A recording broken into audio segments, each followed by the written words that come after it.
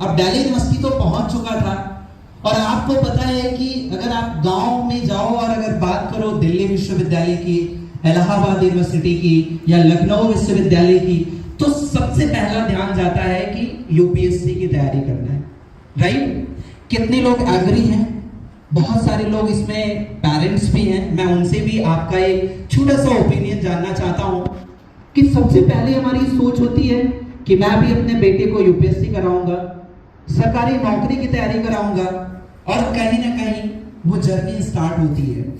पता है कि जो पेरेंट्स ने नहीं कंप्लीट कर पाए थे, ऐसा लगता है मुझे कि वो आपसे उम्मीद करते हैं, राइट?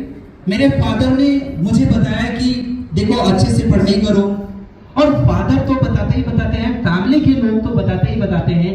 जब आप कॉलेज में पहुंचते हैं, जब आप स्कूल में पहुंचते हैं, तो कॉलेज के टीचर का, कॉलेज की मैम का एक ही सवाल होता है, बस हाई स्कूल अगर तुमने अच्छे से पढ़ाई कर लिया ना तो तुम्हारी लाइफ सेट है। कितने लोगों को यह बात सुनने को मिलता है? कितने लोग इस बात को सुनते हैं कि अगर तुमने 10th अच्छे से कर लिया तो तुम्हारी लाइफ सेट है? क्या कोई यहाँ पे स्टूडेंट नहीं है? कोई स्टूडेंट नहीं है यहाँ पे? किसी ने 10th क्लास नहीं किया है? मैं आपसे ये जानना चाहता हूं कि कितने ऐसे लोग हैं जिनको 10वीं क्लास में बोला गया था कि अगर तुमने 10वीं क्लास को अच्छे मार्क्स से पास आउट कर लिया तो तुम्हारी लाइफ सेट है। सर कितने लोगों की लाइफ सेट हो जाती है? उसके बाद से आपकी जर्नी स्टार्ट होती है सर 12th क्लास की।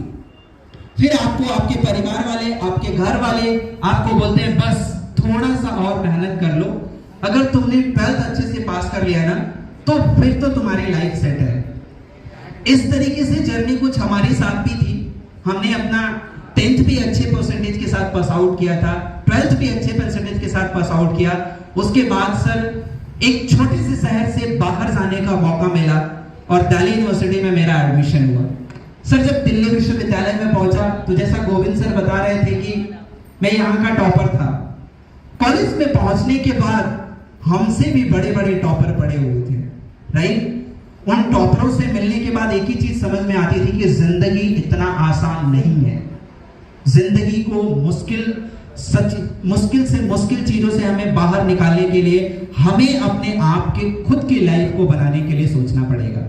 फिर हमने सर चीजों को समझना स्टार्ट किया और कॉलेज लाइफ में रहते रहते सर एक छोटा सा ड्रीम लिया कि सर मुझे जो भी करना है अपने पैसे से करना है, मुझे फैमिली के पैसों पे नहीं सारी चीजों को करना है। धीरे धीरे धीरे धीरे कुछ करना स्टार्ट किया, कोचिंग पढ़ाना स्टार्ट किया छोटे छोटे बच्चों को। उसके बाद मैंने एनजीओ में पढ़ाना स्टार्ट किया। दिल्ली के अंदर मैंने एनजीओ में भी अच्छा खासा पढ़ाया। फिर वहां से मेरी जर्नी कुछ डायरेक्ट सेलिंग की हुई। डायरेक्ट सेलिंग की जर्नी में मुझे एक ऑर्गेनाइजेशन का प्लान देखने का मौका मिला। सर आप इतने अच्छे हॉल में बैठे हुए हैं, एसी चल रहा है, फैन चल रहा है, बट मेरी लाइफ में वो दिन ऐसा दिन था जहां पे मुझे इस तरीके की कोई भी सुविधाएं नहीं थी।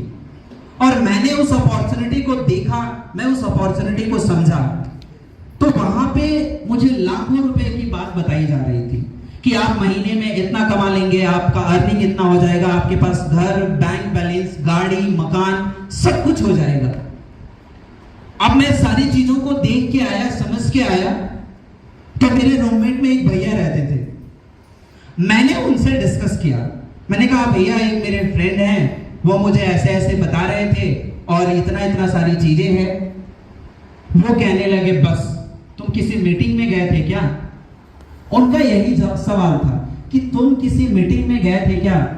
मैंने कहा हाँ भैया, मेरे एक फ्रेंड ने मुझे इनवाइट किया था और मैं उस सेशन को देखने गया था। तो उनका जो एक सवाल था मेरे से, सवाल पूछने के बाद वो स्माइल करने लगे। तो मैंने कहा भैया आप हंस क्यों रहे हैं? उन्होंने कहा कि बस मैं समझ गया, तुम ऐसे ही किसी दोस्त के साथ गए थे जहां पे ऐसे कुछ फंसाने का काम किया जाता है, कुछ नेटवर्किंग का काम किया जाता है। मुझे उतना नॉलेज नहीं था। मैंने कहा जी भैया कुछ इस तरीके का बिजनेस प्लान था जिसको मुझे बताया गया और मैं यहाँ पे कॉलेज लाइफ में रहते रहते बहुत अच्छा अर्निंग कर सकता हूँ, तो भैया मैं इस ऑर्गेनाइजेशन को ज्वाइन करना चाहता हूँ। भैया मेरे से बड़े थे और वो भी किस चीज की तैयारी कर रहे थे? यूपीएससी की। किस चीज की तैयारी कर रहे थे? आईएएस की। अब ऑब्वियस सी बात है कि एक आईएएस एस्पिरेंट एक फ्रेशर स्टूडेंट को अगर बातें समझा रहा है तो आप भी अगर उस जगह पे होते तो आपको थोड़ा सा ये चीजें लगता कि भैया मेरे बारे में अच्छा सोच रहे हैं। बट मैं थैंक्स बोलना चाहूंगा इस शख्सियत को, इस पर्सनालिटी को, मिस्टर गोविंद सर को, जिन्होंने मेरे साथ कड़ी से कड़ी, कदम से कदम मिला के मुझे यहां तक पहुंचाने में मेरा साथ दिया। तो एक जबरदस्त अप्लॉज भी चाहूंगा मिस्टर गोविंद सर के लिए। जर्नी हमारी कुछ शुरुआत हुई, हमने भैया से बिना बताए चीजों को काम करना स्टार्ट किया।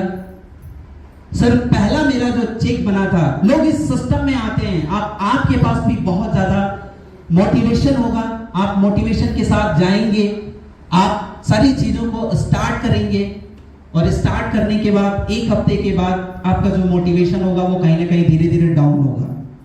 तो सबसे पहली चीज कि आप किसी भी काम को मोटिवेशन में स्टार्ट नहीं करना है, आपको पूरी तरीके से प्लानिंग को समझ के स्टार्ट करना है और अपनी लाइफ में एक नया मुकाम हासिल करने के लिए, एक नई चीजों को अचीव करने के लिए काम करना स्टार्ट करना है, राइट।